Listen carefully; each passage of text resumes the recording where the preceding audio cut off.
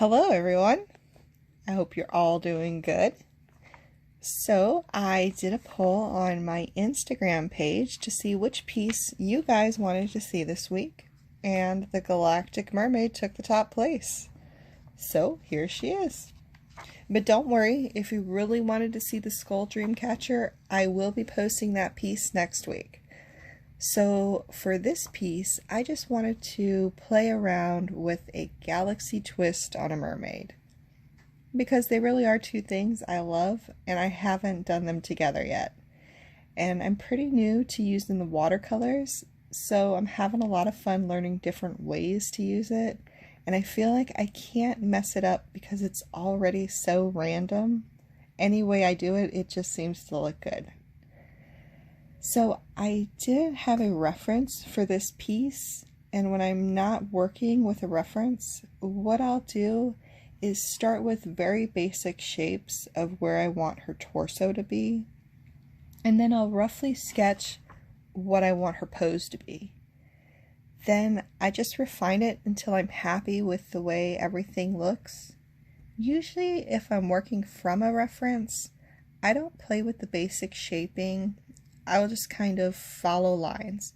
If I can see where it lies, then I can usually recreate it. But there's just something I love about creating a piece without a reference. Creating a pose that no one has done like it.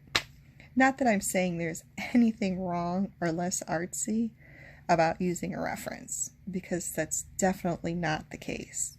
In fact, I love doing the draw this in your style or Inktober or Mermaid.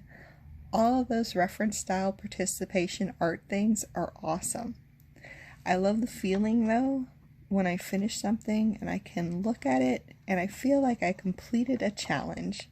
I made something that is beautiful in my eyes, even though I could still tell you all the things that are wrong with it.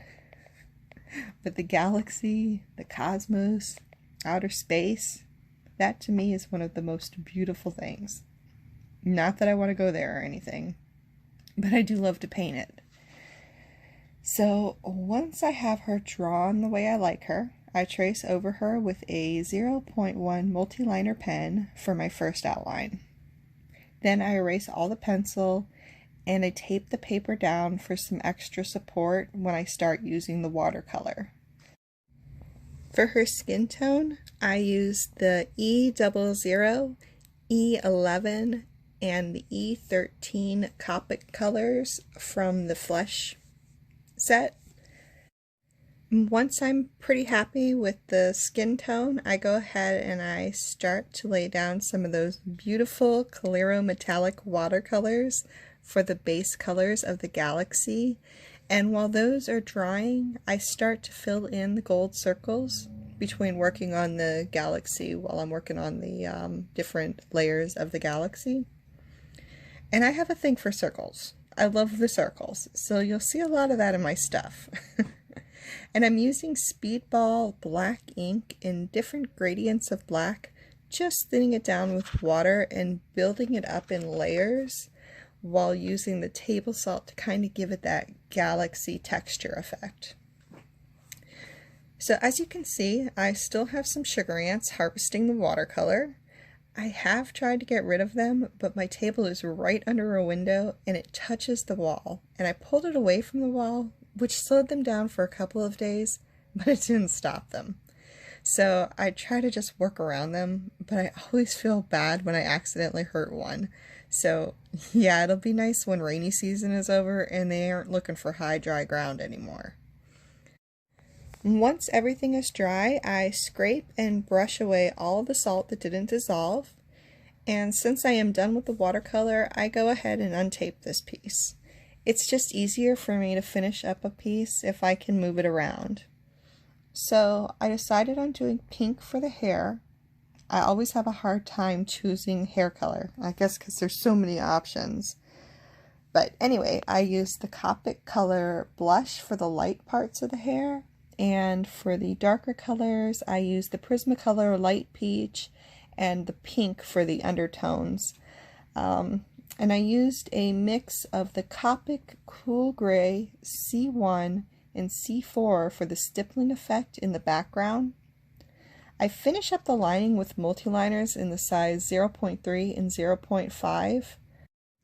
And for the stars, I used the Dr.Phil Martin's iridescent white ink and then the copper plate gold for all the outlining of the circles and the tail. I decided to also use some of the iridescent orchid ink for the highlights in her hair. And after that, I finish up the border and add a signature, and she's all done. So I want to thank everybody that played the Instagram game and helped me to decide on this week's video. I appreciate the participation. So thank you everyone for watching this video. If you like this video and want to see more, please subscribe to my channel. And I upload a new video every Thursday, so hit the bell to be notified as soon as it goes up.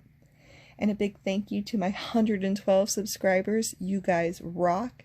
Thank you so much for your support. I love you guys. Until the next video. Bye.